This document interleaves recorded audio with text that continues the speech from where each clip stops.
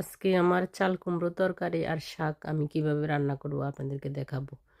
প্রথমে চাল কুমড়োটাকে আমি চুলে একদম পিস করে বড় বড় পিস করব। এটা পিস করলে মনে করেন এটাকে খোলাতে একটু দিতে হবে, একটু দাগ লাগাতে হবে, নাহলে একটা চাল কুমড়োর যে একটা গন্ধ আছে গন্ধটা থেকে যাবে, বুঝছেন নি।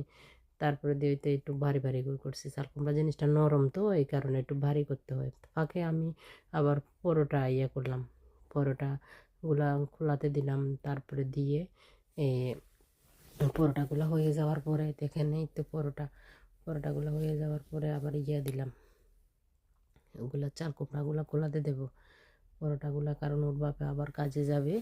এই কারণে আমি পরোটাও করতেছি। আবার আমি আজকে আমার আবার ফ্রান্সে বাসার ক্লাস আছে, সে কারণে আর কি একটু তাড়াহুড়াই করতেছি। ওই মাংস, কালকের মুরগির মাংস ছিল, মুরগির মাংস বাটিতে নিয়ে নিলাম, আমরা তিনজনে খাবো। আমার মেয়ে, এক মেয়ে, আরেক মেয়ে কলেজে চলে গেছে। ওর বাবা, আমি, আমার ছোট মেয়ে, তিনজন খানা এগুলা। তারপরে আমি আবার এগুলা খোলাতে দিয়ে দিলাম একটু দাগ লাগার জন্য। তারপরে এই তো কিছু হয়ে গেছে, আর তিনটা বাকি আছে আর কি।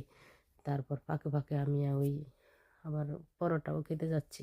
খাওয়ার পরে আবার আমি রান্না বসাবো, একটু ফাঁকে ফাঁকে খাচ্ছি। আমাদের গৃহিণীদের একই অবস্থা, কারণ আমরা তো শান্তভাবে খাইতে পারি না, কাজ থাকলে আমরা হাঁটার মধ্যে আমাদের খাইতে হয়, এটাই আমাদের নিয়ম, বুঝছেন নি।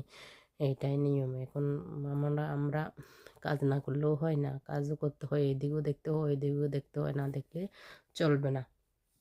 তারপর আবার মাছ ভাজি বসালাম, খাবারটা তো কোনো রকমে খাইলাম, তো মাছ ভাজি বসাবো। আবার মাছ ভাজি হয়ে গেলে দেখেন এখান দিয়ে শাকটাও বসাইছি। মাছ ভাজি যদি হয়ে যায়, এখন শাকটা আমি আবার তেলে দিয়ে দেবো। শাকটা আমার তেলে দেওয়া হয়ে যাবে, শাকটা তেলে দিলে ওখান দিয়ে আমি আবার চাল কুমড়োটা বসাবো। এই তো দেখছেন শাক এতটুকুই, মানে আমাদের শাক একবেলা হলেই ভালো, অল্প হলেই ভালো। আমি শাক সব যতটা নিয়ে আসি তার অর্ধেকটা নিয়েছি আর কি।